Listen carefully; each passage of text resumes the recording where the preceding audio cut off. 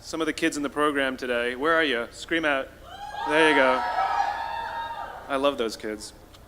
And so what I thought I would do, because they gave me a little bit of time to say whatever I want, is offer you a little bit of some observations for your future. I have 5 little rules that you can follow as you find your spark and bring your spark to life. The first is to go after the things that you want. Let me tell you a story. So a friend of mine and I, we went for a run in Central Park. The Roadrunners organization, on the weekends, they host races. And it's very common at the end of the race, they'll have a sponsor who will give away something, apples or bagels or something. And on this particular day, when we got to the end of the run, there were some free bagels. And they had picnic tables set up, and on one side was a group of volunteers. On the table were boxes of bagels, and on the other side was a long line of runners waiting to get their free bagel. So I said to my friend, let's get a bagel. And he looked at me and said, the line's too long. And I said, free bagel. And he said, I don't want to wait in line. And I was like, free bagel. And he says, nah, it's too long.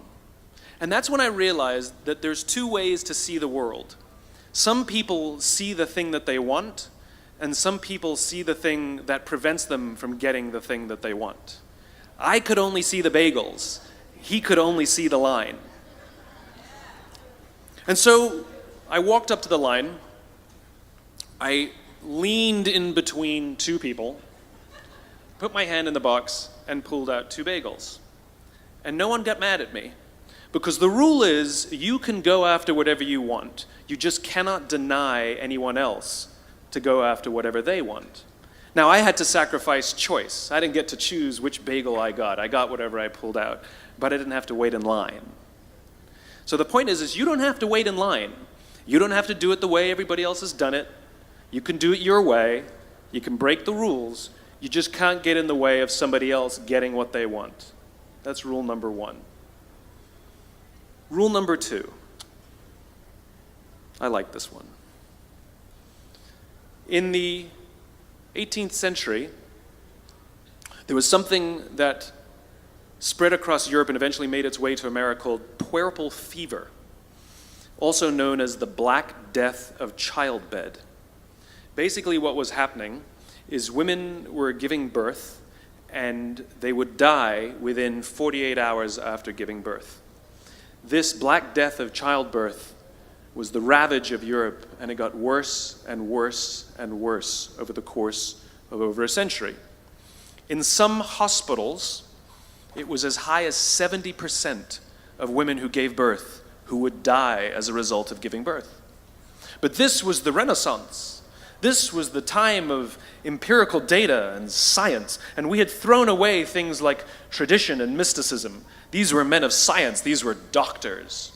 And these doctors and men of science wanted to study and try and find the reason for this Black Death of childbed, and so they got to work studying, and they would study the corpses of the women who had died. And in the morning they would conduct autopsies, and then in the afternoon they would go and deliver babies and finish their rounds. And it wasn't until somewhere in the mid-1800s that Dr. Oliver Wendell Holmes, father of Supreme Court Justice Oliver Wendell Holmes, realized that all of these doctors who were conducting autopsies in the morning weren't washing their hands before they delivered babies in the afternoon. And he pointed it out and said, guys, you're the problem. And they ignored him and called him crazy for 30 years, until finally somebody realized that if they simply washed their hands, it would go away. And that's exactly what happened. When they started sterilizing their instruments and washing their hands, the Black Death of childbed disappeared. My point is, the lesson here is, sometimes you're the problem. We've seen this happen all too recently with our new men of science and empirical studiers and these men of finance who are smarter than the rest of us until the thing collapsed. And they blamed everything else except themselves. And my point is take accountability for your actions. You can take all the credit in the world for the things that you do right, as long as you also take responsibility for the things you do wrong. It must be a balanced equation. You don't get it one way and not the other. You get to take credit when you also take accountability. That's lesson 2. Lesson 3, take care of each other. The United States Navy SEALs are perhaps the most elite warriors in the world. And one of the SEALs was asked, who makes it through the selection process? Who is able to become a SEAL? And his answer was, I can't tell you the kind of person that becomes a SEAL. I can't tell you the kind of person that makes it through buds. But I can tell you the kind of people who don't become SEALs. He says the guys that show up with huge, bulging muscles, covered in tattoos, who want to prove to the world how tough they are, none of them make it through. He said the preening leaders who like to delegate all their responsibility and never do anything themselves, none of them make it through. He said the star college athletes who've never really been tested to the core of their being, none of them make it through. He says some of the guys that make it through are skinny and scrawny. He said some of the guys that make it through, you will see them shivering out of fear. He says, however, all the guys that make it through, when they find themselves physically spent, emotionally spent, when they have nothing left to give physically or emotionally, somehow, some way, they are able to find the energy to dig down deep inside themselves, to find the energy to help the guy next to them. They become SEALs, he said. You want to be an elite warrior. It's not about how tough you are. It's not about how smart you are. It's not about how fast you are. If you want to be an elite warrior, you better get really, really good at helping the person to the left of you and helping the person to the right of you. Because that's how people advance in the world. The world is too dangerous and the world is too difficult for you to think that you can do these things alone. If you find your spark, I commend you. Now, who are you going to ask for help, and when are you going to accept help when it's offered? Learn that skill. Learn by practicing helping each other. It'll be the single most valuable thing you ever learn in your entire life. To accept help when it's offered and to ask for it when you know that you can't do it. The amazing thing is when you learn to ask for help, you'll discover that there are people all around you who've always wanted to help you. They just didn't think you needed it because you kept pretending that you had everything under control. And the minute you say, I don't know what I'm doing, I'm stuck, I'm scared, I don't think I can do this, you will find that lots of people who love you will rush in and take care of you. But that'll only happen if you learn to take care of them first.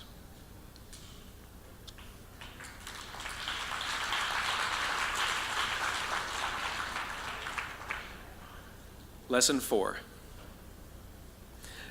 Nelson Mandela is a particularly special case study in the leadership world because he is universally regarded as a great leader. You can take other personalities, and depending on the nation you go to, we have different opinions about other personalities. But Nelson Mandela, across the world, is universally regarded as a great leader. He was actually the son of a tribal chief. And he was asked one day, how did you learn to be a great leader? And he responded that he would go with his father to tribal meetings. And he remembers 2 things when his father would meet with other elders. 1, they would always sit in a circle. And 2, his father was always the last to speak. You will be told your whole life that you need to learn to listen. I would say that you need to learn to be the last to speak. I see it in boardrooms every day of the week. Even people who consider themselves good leaders, who may actually be decent leaders, will walk into a room and say, here's the problem, here's what I think, but I'm interested in your opinion, let's go around the room. It's too late. The skill to hold your opinions to yourself until everyone has spoken does two things. One, it gives everybody else the feeling that they have been heard. It gives everyone else the ability to feel that they have contributed. And two, you get the benefit of hearing what everybody else has to think before you render your opinion. The skill is really to keep your opinions to yourself. If you agree with somebody, don't nod yes. If you disagree with somebody, don't nod no. Simply sit there, take it all in, and the only thing you're allowed to do is ask questions so that you can understand what they mean and why they have the opinion that they have. You must understand from where they are speaking, why they have the opinion they have, not just what they are saying. And at the end, you will get your turn. It sounds easy, it's not. Practice being the last to speak. That's what Nelson Mandela did. Number 5. This is Monty Python. 1, 2, 5, 3. For all the other nerds in the audience. There's one. Number 5. My favorite one of all. True story. There was a former Undersecretary of Defense who was invited to give a speech at a large conference, about 1,000 people. And he was standing on the stage with his cup of coffee and a styrofoam cup, giving his prepared remarks with his PowerPoint behind him. And he took a sip of his coffee and he smiled and he looked down at the coffee. And then he went off script. And he said, last year I spoke at this exact same conference. Last year I was still the undersecretary. And when I spoke here last year, they flew me here business class. And when I arrived at the airport, there was somebody waiting for me to take me to my hotel. And they took me to my hotel and they had already checked me in and they just took me up to my room. And the next morning I came downstairs and there was someone waiting in the lobby to greet me and they drove me to this here same venue. They took me through the back entrance and took me into the green room and handed me a cup of coffee in a beautiful ceramic cup. He says, I'm no longer the undersecretary. I flew here coach. I took a taxi to my hotel and I checked myself in. When I came down the lobby this morning, I took another taxi to this venue. I came in the front door and found my way backstage, and when I asked someone, do you have any coffee? He pointed to the coffee machine in the corner, and I poured myself a cup of coffee into this here styrofoam cup. He says the lesson is, the ceramic cup was never meant for me. It was meant for the position I held.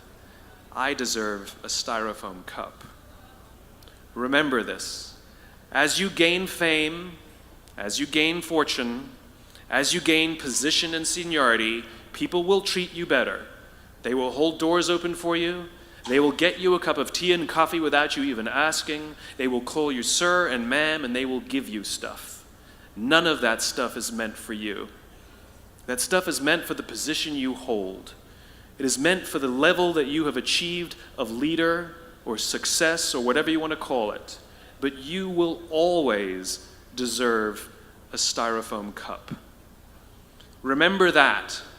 Remember that lesson of humility and gratitude. You can accept all the free stuff. You can accept all the perks. Absolutely, you can enjoy them. But just be grateful for them and know that they're not for you. I remember getting off the Acela. I took the Acela from New York to Washington, D.C., and I got off the train like everybody else, and I was walking down the platform like everyone else, and I walked past General Norty Schwartz, who used to be the Chief of Staff of the United States Air Force, the head of the Air Force. And here I did, you see a guy in a suit, schlepping his own suitcase down the platform just like me. And just a couple months ago, he was flying on private jets and he had an entourage and other people carried his luggage. But he no longer held the position, and so now he got to drag his own suitcase. And never did it sort of remind me more that none of us deserve the perks that we get. We all deserve a styrofoam cup. It was a pleasure meeting you guys this afternoon. I was blown away by your honesty and your curiosity and your poise. And I am confident that the future is bright, despite the fact that America looks like an absolute mess right now.